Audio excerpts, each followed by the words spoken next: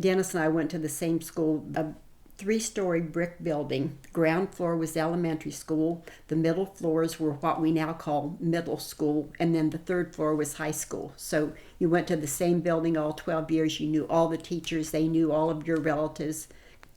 I find it hard now to believe that we really had that kind of insular life. We love Philadelphia. It's close enough to New York. We take the train into New York to see matinees and have supper and then take the train back. We were going to stay in Philadelphia forever. It was also a day's drive from Ohio, so we could easily get home. We used to drive home Fridays after I got out of school to see Ohio State ball games on Saturday and then drive back on Sunday. We would have stayed there, but Janice was working for the Board of Missions of the United Methodist Church, and they also had offices in New York, and they decided to consolidate their offices in New York. We had decided that we didn't want to move to New York. We loved to visit there, but we didn't want to live there. So we were looking at other possibilities. Dennis had a job interview in Bloomington, Indiana. We were looking at other options. When he worked for the board, he used to travel in North Carolina. That was one of the states he was assigned, and he would come down to Durham, and because the Duke Endowment helps support rural churches, and so the man with the Durham Endowment, who lived 2 streets up on Peace Street, he was the person who Dennis would meet and would drive around. But one of the people that he got to meet was the architect at Duke University. And on one of his trips down to North Carolina, he mentioned, well, I won't be meeting with you folks again because I'm leaving the board when they go to New York. And so Jim Ward, who was the university architect, said to Dennis, well, if you're going to be leaving the board, what are you going to do? And he said, I don't know, find a job someplace. And he said, would you be interested in coming to Duke?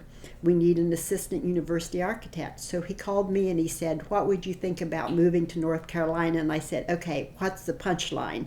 And he said, no, I'm serious. There's a possibility of a job there. And I said, no, I do not want to move south, because I was in college during the civil rights movement.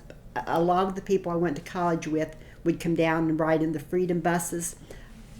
I knew what the South was like. I was not going to move south. So Dennis came home from his trip and we talked about it, and I said, I'll go back to Ohio, I'll go to Indiana, I'll stay in Philadelphia. I do not want to move south. It's not a civilized place. Dennis said, I'd really like to have the experience of working on a university campus. What if we went for maybe 3 years? And I said, okay, 3 years. You know, who can't survive 3 years? So we decided to come. 1970, we were going to move back to civilization. 1970 was the year that our daughter was born. We've been here ever since in this house. This is the house we moved into for 3 years.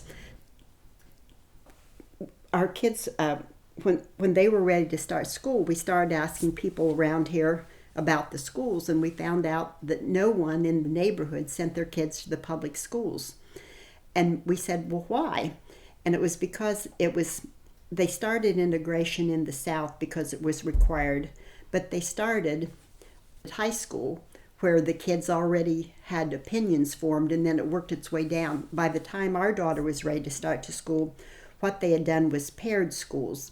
The kids in this area went to East End School for their first 3 grades, and it had always been a completely African American school. And then for 4th, 5th, and 6th grade, they went down the way to Club Boulevard, which had been the white school, because the schools had been totally segregated. And a lot of people said, well, they just wouldn't feel comfortable sending their kids just starting school to East End. And we talked about it, and because we had always gone to public schools, I had taught in public schools. We think public schools are important. So we decided that if the public schools weren't good enough for our kids, they weren't good enough for anyone's kids, and we could try to make them better. So we enrolled Kathy at East End. We went over and we met the principal and the teachers, and the principal there was just the dearest man. Until 2 years ago, we got a Christmas card from him every year.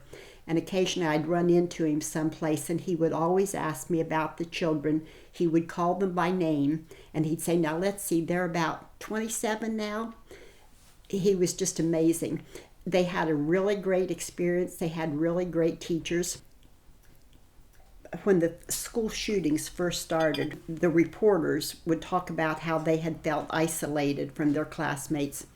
So neither Michael or Kathy were living at home by then, but we called them and we said, because of us, you grew up in a situation where you were very much in the minority. You were very much an outcast.